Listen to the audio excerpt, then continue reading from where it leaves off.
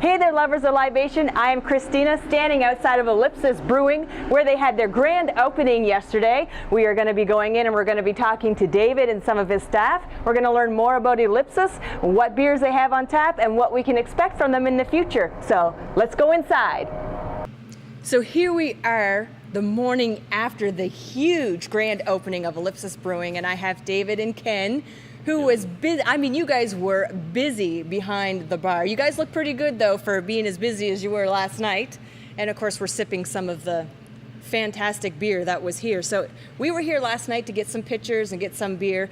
It was fantastic. Do you know exactly how many people you might have had come in and out through your grand opening? We don't really have any solid numbers, but we know that there were over 650 tickets. Wow. So if you were to take that number and figure that, there's a lot of couples, it's quite possible that the numbers were in 1,000 to even maybe 1,200 people. And I know, and there was, quite a few beer. We didn't get here until the evening, but there was quite a few that actually kicked out before we even got here. Oh yeah, we had a lot of specialty stuff, a lot of different variants that we did that definitely did not last, as you can tell behind us, that little wall of awesomeness. Yes, the wall of empties. That's right. Awesome. So this is Ken. It is your wife that actually is the owner. My wife and two best friends.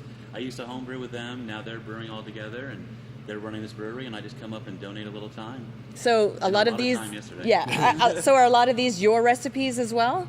I had some influence at some points, but now they're running away with it. Okay. And last night, of course, was the grand opening, but you guys have been open since November 28th. Okay. That was a soft opening. Yeah. All right. But you guys have also done a lot of local events to get your beer out there. Mm-hmm. So what has been the response of the local community to your guys' beer?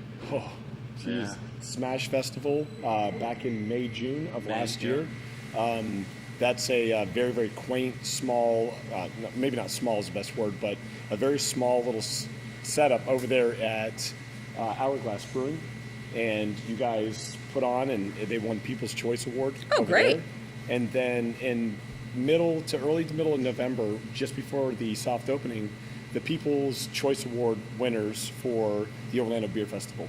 So that's fantastic. Yeah, so 2 festivals in 6 months. So are you guys planning to do more festivals in the upcoming 2018 season? They have, if you look at the calendar, David's been managing the calendar with obviously with Rob, and they've got a lot of festivals on deck, which is great because now the staff gets to go to that and they get to have that experience and that fun. As I've been fortunate enough to go with them a couple times, and the reception is just amazing. You feel, even though you're not a part of it, you feel immediately a part of it. And Orlando's a great city, and the way that they're welcoming Ellipsis is it's amazing. Now, have you guys done any festivals or plan on doing festivals outside of this area, maybe go further up north, or? I don't want to speak on behalf of everybody, but I would say that nothing is off the books right now. Everything is an option. It's really just going to be, what is our availability here? What do we have?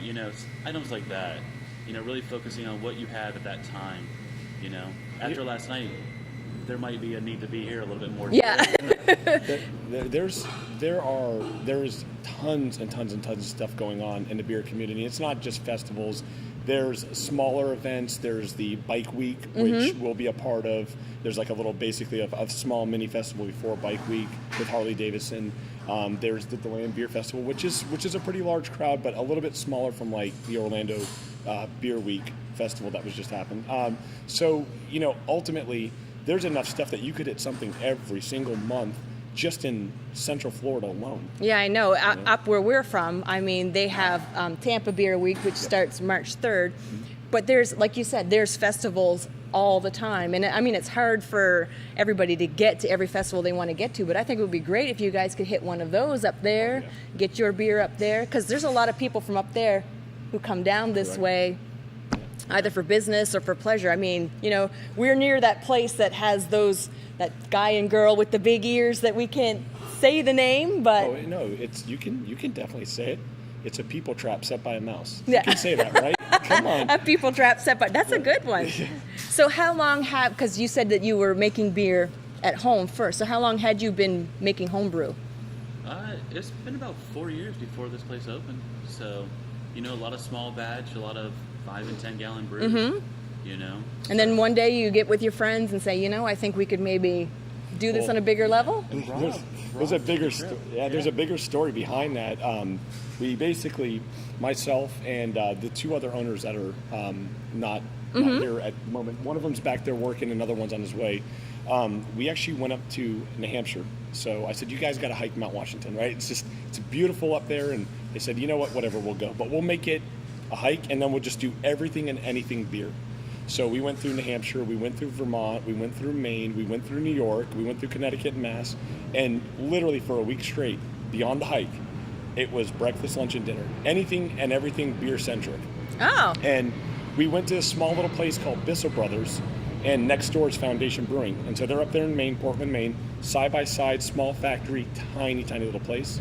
And they literally share this tiny little warehouse. And it was a point where Rob looked over at Matt and said, we can actually do this. And he came back with a bunch of beer. Yep. And they all sat down. And at that time, I wasn't involved. But at that time, the owners all sat down and said, let's go with it. So that's about the start of the real home brewing, getting serious on the home brewing side. Yeah. The recipes were fatigued, thrown out. We started brewing beer because David introduced us to trading beer, and so we started brewing beer really to understand, what it is we were tasting and really replicate it so that way we could eventually stop trading beer. Right. And I'm happy to say that I no longer trade beer except for one loyal buddy of mine. I'll just come down here and get beer from my wife's brewery at any point now. Yeah, exactly. And then I also have, Orlando, is Bloom, so I also have other great breweries in Orlando and honestly directly around there too, so it's been great. We got a lot of trade partners that literally ask for this stuff here. Oh, which is great. It is. It's good. I had some last night. Yep. And send it up. So, what kind of beers do you guys make? I know there's other breweries that specialize in maybe doing stouts and darker beers. Do you guys do all beer, or is there some that you guys specialize in? I think right now the customers would tell you the New England IPA. I think going into this, Matt shared with me, the treated porter game. We wanted to appeal to both crowds, but nothing's off limits. Rob just brewed a saison. We've done a pilsner, which has been clear and brilliant, and you can see right through it. So nothing's off limits. No, and some of the ones that I tasted last night, you have that one with the coconut, and there's some chocolate. I'm trying to Seed of Doubt. That I tried a lot of them, but that one, damn. That's what we said. We tasted. We were like, holy, Yeah. It is like.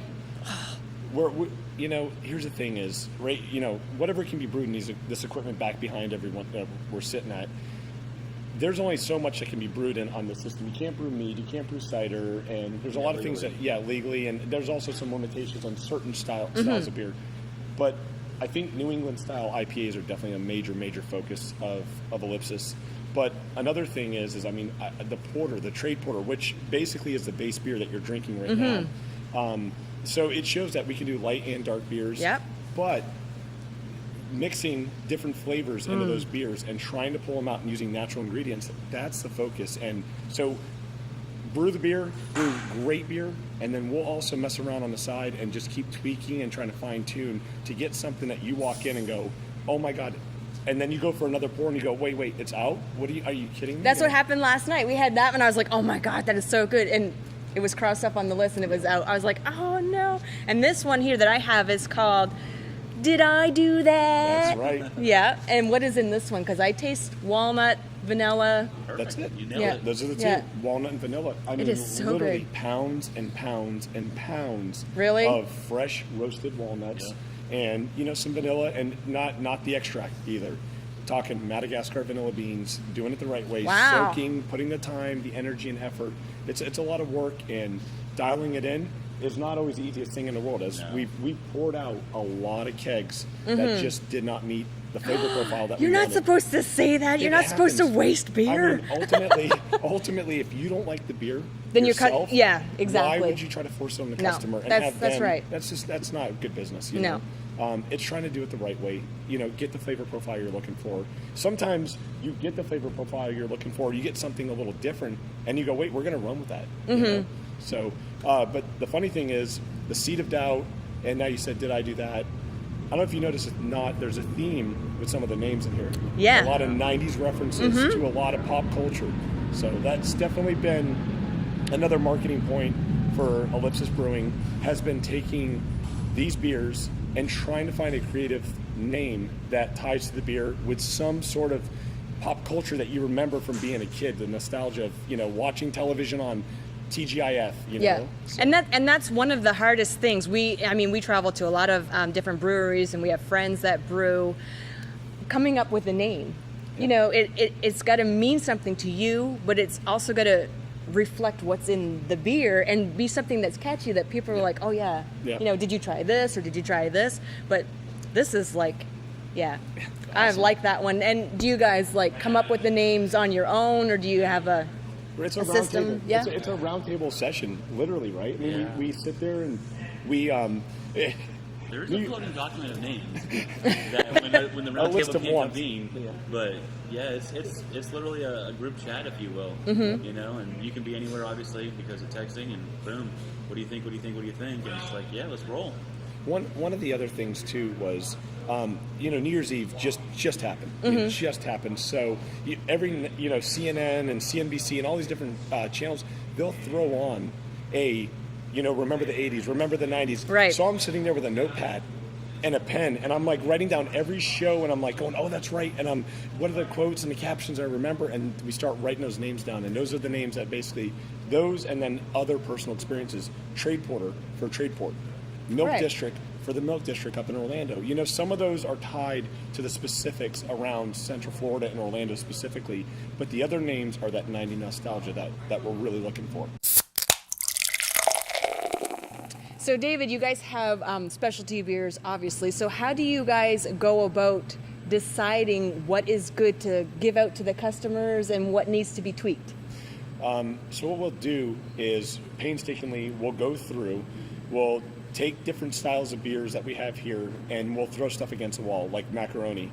And when it sticks, right? We don't make any macaroni style. I was just going to say macaroni Wait beer. a second, maybe- Canadians might like that. Maybe we should try that. Mac and cheese beer. Mac and cheese and an IPA. Ugh. And then we can call it craft, right?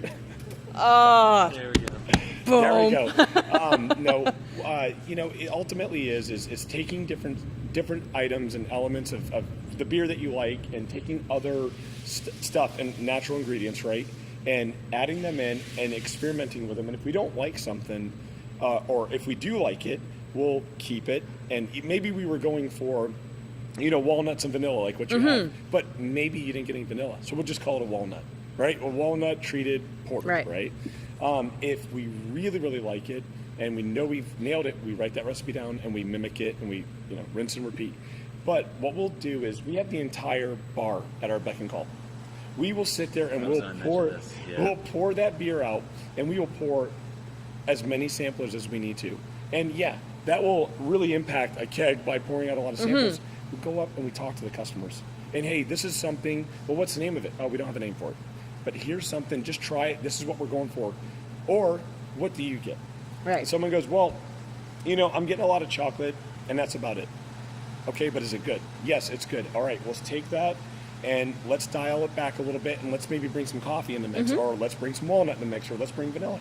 And we just constantly keep using them as guinea pigs. And they love it. They love it. But you know what's great? It's candid. I mean, it is ultimately just, hey, no filter. This is exactly what I think. If they think it sucks, we take the keg, we bring it back here, and it goes down the drain. As much as that hurts, it goes down the drain. Ultimately, there's times where I want to pour something out. He comes in, he goes, don't pour it out. Right. Let it sit for a couple of days. Let's try it again, because I think we're close. And if it continues to mature and develop, we'll go back out there and we'll try it again. Beer sit in a keg for a day or so. You gotta let something settle. You gotta, So the part of the process that they're doing here, when they're moving, one product into another, all those, ingredients will get caught into a canister. And so what you'll drink from that canister will be very potent. And you have to, and I think David's learned this now over the last couple of weeks, you have to let that stuff just settle, and you have to let the true flavor come through, because you've captured all that really, really intense flavor here. Now, the Pilsner, for example, we sat down here and donated some time just zesting some oranges. Oh my God. And He did it. I wouldn't do it. I wouldn't do it, by You the way. wouldn't do it? No, he had to do it. He zested all the oranges himself. yeah, and Oh, then no. added into the Pilsner, let it sit. And what he and Lauren drank at first was so pronounced with orange. I agreed. I wouldn't want to drink that. But, before you just say, okay, nobody liked it. And a couple people at the bar did like it because they really like a lot of orange. Mm-hmm. And why wouldn't you? You're in Florida. Right. Right? But, so, we just let it sit, let the keg rest, and then when we served it, it was insane just watching people's reaction because it mellowed out. It was just a hint. Mm-hmm. Those oils from, the zest were really, really there. And you could tell it wasn't just orange juice. You could tell somebody took the time to do something. And I think that really plays well with people. I mean, the bar staff here, and I was just telling them, the bar staff here, they'll take a beer, they'll pour it, and they'll let it sit for a couple seconds to warm up. That way you get that full experience that they will do. I know, like this. When I got this, it was, fresh out of the tap and it was cold. Now that it's warmed up, I'm getting more of different flavors than I got when I first started. So It takes time and warmth, and I've got a lot to learn. I mean, and it's a lot of patience, which I have very, very little of. But ultimately, you really, if we want to make a chocolate-covered strawberry, right? I sit there and I'm like, okay, wait a second. We're going to do strawberry in a beer? Okay, let's try it. And the head of that beer yesterday, which chocolate-covered strawberry was, let's get it on, right? let's get it on. It was wild. It was wild. I mean, there was the head actually had pink notes of color in the brown of it. And people were going insane, and it was gone instantly. I mean, it was gone. Now I'm sad I didn't get to try that. I bet you it was so good. It was at Orlando Festival. Oh. Yeah. But can I share something special with you, though? You sure can. So. And everybody else who's watching. Oh, wait, we're being recorded? We're being recorded.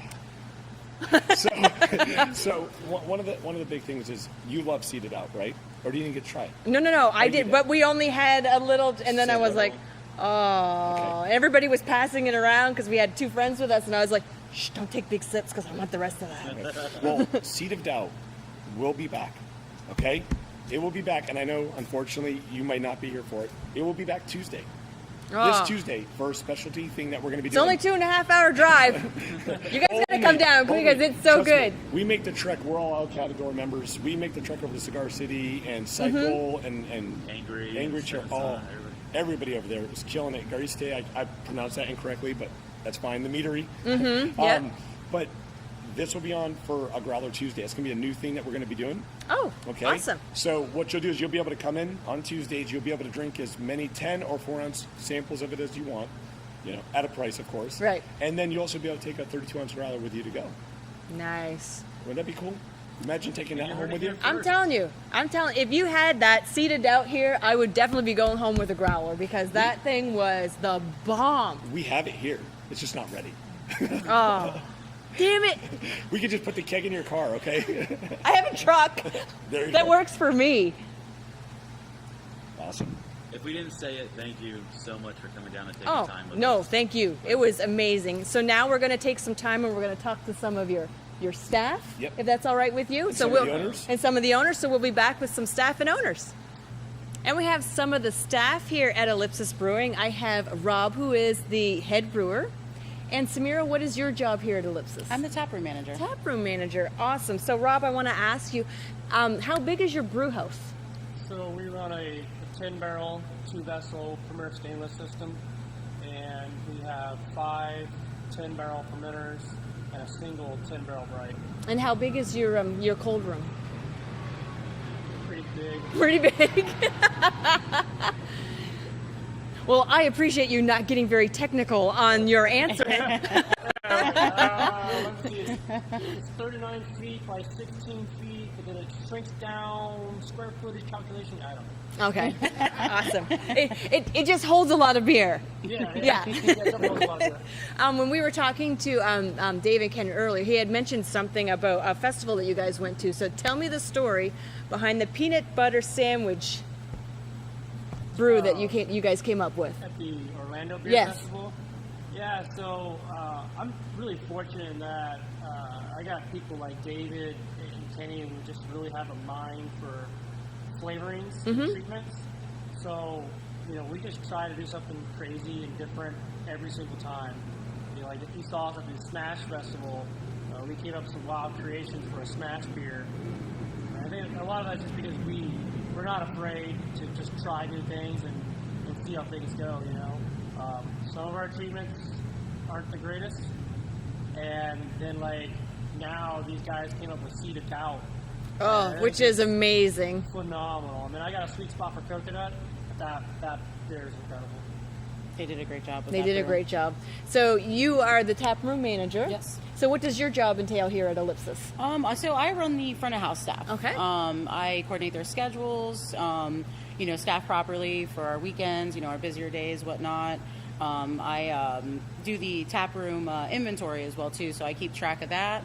Update Rob when we're getting low on a product, so he can go ahead and start the next brew, and yeah, pretty much just coordinate all the front of house activities. We do have help with an event coordinator, so a lot of that is really easy for me because it's really just continuing on and just promoting it, from there on my own Facebook and whatnot. And last night we were here, of course, for the grand opening. We didn't come until later on. I heard it was busy from like the minute that it started. And then, of course, when I saw you this morning, you were here until... I was here until the wee hours, for sure. But, it's well worth it. The paperwork's got to be done. And everything last night ran smoothly. There was no incidents. Everybody seemed to be having a great time, enjoying the beer. We'll definitely, we're going to make adjustments for our next big event like that for sure. But, that was the learning curve there, is just trying it out, see how it goes, and then make it more efficient for the next round. So what kind of events do you hope to have here for your customers? Like, do you guys plan on having like maybe a trivia night, a games night? Yeah, we definitely are looking into to doing a trivia night. There's a lot of other tap rooms that have had a lot of great success with that. So we just want to find the right night of the week, make sure that we're not, kind of fumbling in a schedule with other trivia nights. But there's so many people out there that offer to do trivia now in Orlando, which is great. So we have a lot of options to go with. And so, yeah.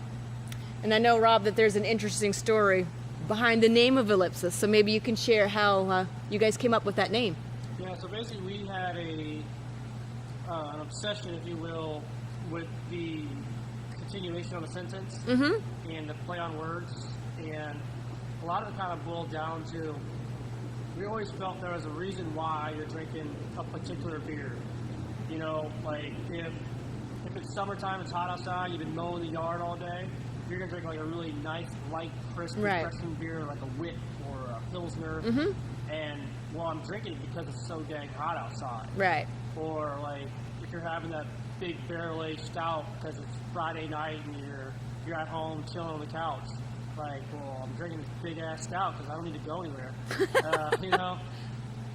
So beer is the natural pause in life. Like the ellipses, the three dots at the end of a sentence is a natural pause at the end of a sentence. So is drinking beer. You can be working, you can be on the stand doing your thing, and then you just stop for a minute, right? Because drinking beer, like even if you're in the middle of something and you just stop, and you drink a beer, and for that moment, it's a pause. Right. And then you can keep going again. That's a neat name. That's cool. So what are your hours going to be? Right now we're 7 days a week. We are allowed to serve between 1 and midnight. They don't allow us to serve any earlier than 1. And then, we can serve as late as midnight. But right now we're going till 11 p.m. so we can feel out the crowds. But on the weekends, we'll probably be pushing till midnight as the crowds get bigger, for sure. Well, we had a great time last night, and I'm so glad that it was successful for you guys. Thanks for joining us. It was a great night. It was really fun. Okay, thank you. And there you have it. We've learned more about Ellipsis Brewing here in Orlando, Florida. And I want to thank David and Ken and Rob and Samira for taking some time out of their busy day and talking to us about Ellipsis Brewing. Speaking of brew, I am running low, so I'm going to have to go and get myself another glass of this fantastic beer at Ellipsis. And don't forget, while you're out having a good time and drinking, to libation in moderation and arrive safe at your destination. Cheers!